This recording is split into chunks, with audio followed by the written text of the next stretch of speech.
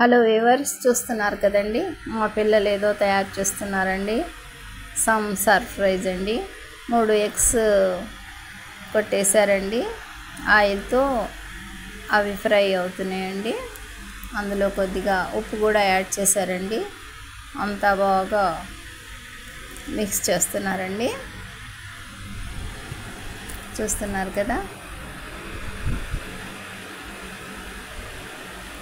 ఇక red chilli powder add చేశారండి. Next ఒక spoon red chilli powder add చేశారండి.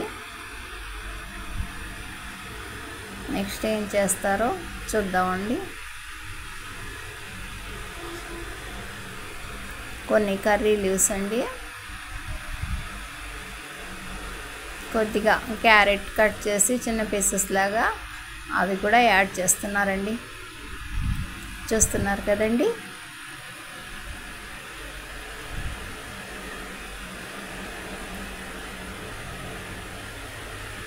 నెక్స్ట్ ఏం చేద్దారో చూద్దామండి.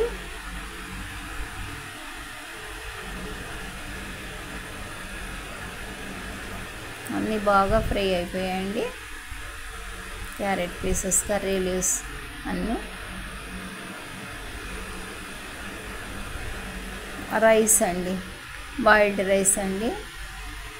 పెద్ద గరిటెతో 3 గరిటెట్స్ యాడ్ చేశారండి. ఇప్పుడు మీరు గమనించే ఉంటారండి, ఇది ఎగ్ రైస్ అండి.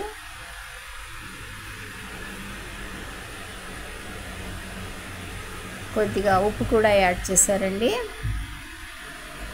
అంతా మిక్స్ చేస్తున్నారండి. ఇప్పుడు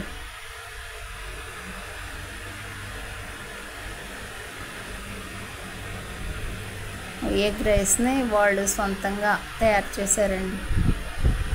కొద్దిగా కారం తక్కువైందేమో, మరి కాస్త కారం యాడ్ చేశారండి.